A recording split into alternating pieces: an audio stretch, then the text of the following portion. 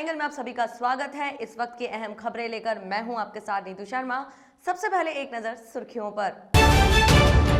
पश्चिम बंगाल चुनाव से पहले कांग्रेस में अंतर्कलह तेज। अधीर रंजन चौधरी ने आनंद शर्मा को सुनाई खरी खरी, भाजपा हुई हमलावर।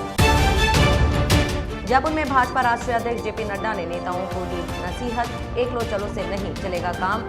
एनएसयूआई के कार्यकर्ताओं ने दिखाए काले झंडे। आरसीए अध्यक्ष वैभव गहलोत का बड़ा बयान, उपचुनाव लड़ने से किया इनकार।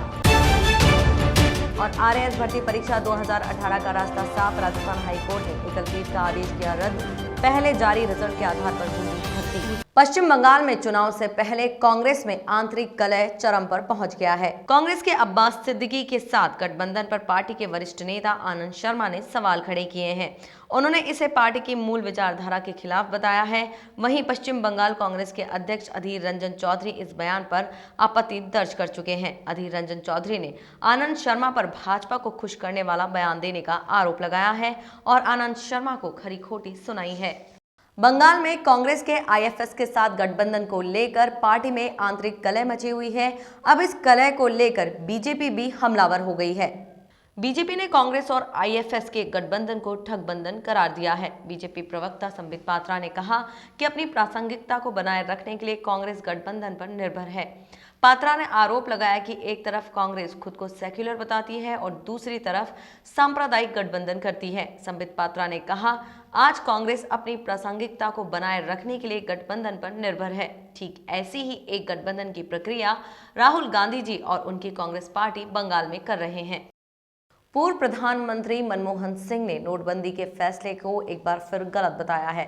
उन्होंने कहा कि बीजेपी सरकार की ओर से बिना सोचे समझे लिए गए इस फैसले की वजह से ही देश में बेरोजगारी की दर अधिक हो गई है।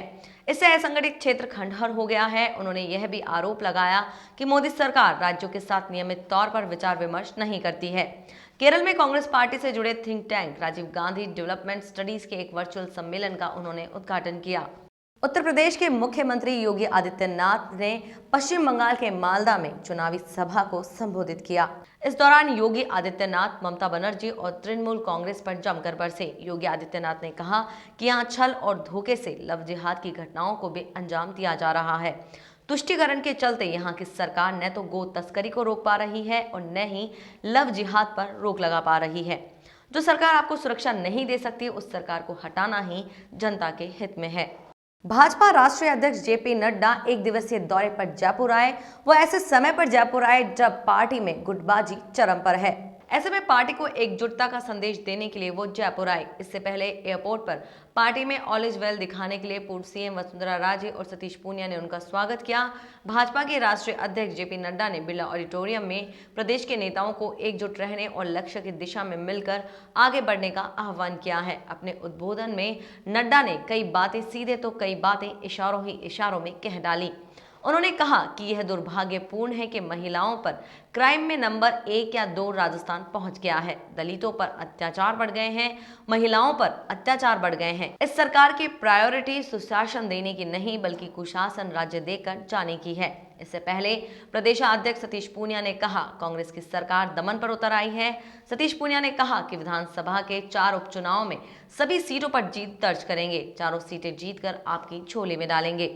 भाजपा राष्ट्रीय अध्यक्ष जेपी नड्डा प्रदेश कार्य समिति की बैठक के सिलसिले में जयपुर पहुंचे। जयपुर एयरपोर्ट पर नड्डा के गर्मजोशी से हुए स्वागत के बाद काफिला जब शहर के रामबाग सर्किल से होते हुए गुजर रहा था, उस दौरान केंद्रीय कृषि कानून के विरोध में एनएसयूआई के कार्यकर्ताओं ने उन्हें काले झंडे दिखाए। एकाएक हुई इस घटना से वहां नड्डा की सुरक्षा में तैनात पुलिस कर्मियों के भी हाथ पांव फूल गए। हालांकि इससे पहले युवक काले झंडे लेकर नड्डा का विरोध करने काफिले के बीच आते पुलिस कर्मियों ने मुस्तैदी दिखाते हुए उन्हें पकड़ लिया। पश्चिम बंगाल के विधानसभा चुनाव को लेकर सबकी नजरें टिकी हुई है। इसको देखते हुए कांग्रेस आलाकमान ने पश्चिम बंगाल चुनाव को लेकर स्क्रीनिंग कमेटी बनाई है। स्क्रीनिंग कमेटी का जीपी अग्रवाल को अध्यक्ष बनाया गया है। इसके अलावा इस कमेटी के नसीम खान और राजस्थान के महेश जोशी को इसका सदस्य बनाया गया है। महेश जोशी पहले भी संगठन में कई महत्वपूर्ण जिम्मेदारी संभाल चुके हैं। ऐसे में महेश जोशी को वहां पर टिकट वितरण कार्य से जोड़ना बड़ा राजनीतिक फैसला है। आरसीए अध्यक्ष वैभव गहलोत एक दिवसीय दौरे पर कोटा पहुंचे। सर्किट हाउस में उन्होंने मीडिया से बातचीत की। राजसमंद से विधानसभा उपचुनाव लड़ने के मुद्दे का जवाब देते हुए वैभव ने कहा कि उनका उपचुनाव लड़ने का विचार नहीं है। आने वाले समय में इंटरनेशनल व आईपीएल मैच तो नहीं, लेकिन आरसीए के बड़े टूर्नामेंट कोटा में आयोजित किए जाएंगे। वहीं किसानों के मुद्दे पर बोलते हुए वैभव गहलोत ने कहा कि पिछले 2.5-3 माह से देश में किसानों का आंदोलन चल रहा है। किसान खेत व घर छोड़कर अपने हक की मांग कर रहे हैं। वार्ता पर वार्ता की जा रही है, उसके बाद भी केंद्र सरकार अड़ियल रुख अपनाए हुए है। राजसमंद विधानसभा चुनाव की रणभेरी बजने के साथ ही राजनीतिक दल चुनावी मैदान में उतर चुके हैं। इस कड़ी में राजसमंद सांसद दिया कुमारी ने राजसमंद जिले का 2 दिवसीय मैराथन दौरा किया। इस दौरान कुमारी ने भाजपा के पक्ष में सघन जनसंपर्क किया तो कई विकास कार्यों की सौगात भी दी। उन्होंने कहा कि जिले में विकास की अपार संभावनाएं हैं। अगर सरकार जिले पर थोड़ा ध्यान दे तो यह जिला काफी तरक्की कर सकता है।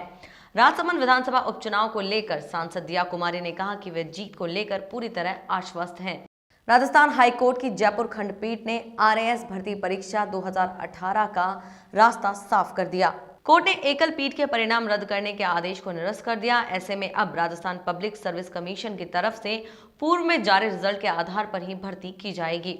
दरअसल दिसंबर में हाईकोर्ट की एकल पीठ ने आरएएस भर्ती 2018 में पदों के मुकाबले 2 गुना अभ्यर्थियों को इंटरव्यू में नहीं बुलाया था। इसके अलावा अलग अलग कट ऑफ जारी की थी।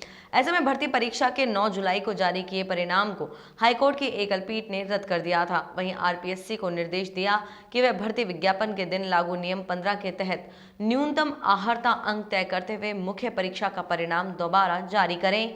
एकल पीठ के इसी आदेश को आरपीएससी ने खंडपीठ में चुनौती दी थी। डीडवाना शहर के एक होटल में मारवाड़ घूमर कार्यक्रम आयोजित किया गया। कार्यक्रम में लोक गायिका मीनाक्षी राठौड़ सहित अन्य प्रतिभागियों ने भव्य प्रस्तुतियां दी। State bank of India, Mahavir market शाखा, विकी ज्वेलर्स और चित्रांत स्टूडियो ने कार्यक्रम में श्रेष्ठ प्रदर्शन करने वाले प्रतिभागियों को पुरस्कृत करके सम्मानित किया। इस मौके पर कार्यक्रम आयोजक पूनम राठौड़ एवं तान्या शेखावत ने बदलते हुए सामाजिक परिवेश में सांस्कृतिक धरोहर के संरक्षण हेतु सबसे आगे आने का आह्वान किया।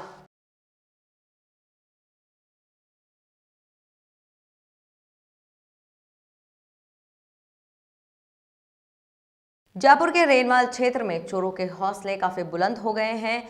बीती रात धुलिया का बास स्थित एटीएम को तोड़ने का चोरों ने प्रयास किया। बदमाशों ने चोरी से पहले सीसीटीवी के कैमरों के तार को काट दिया। इसी दौरान सायरन बजने से चोर भाग खड़े हुए। एटीएम तोड़ने की सूचना के बाद मौके पर पहुंची पुलिस ने मौका मुआयना किया। इसके बाद पुलिस बदमाशों की तलाश में जुट गई है। खबरों का सिलसिला यूं ही जारी रहेगा। देखते रहिए द एंगल। नमस्कार।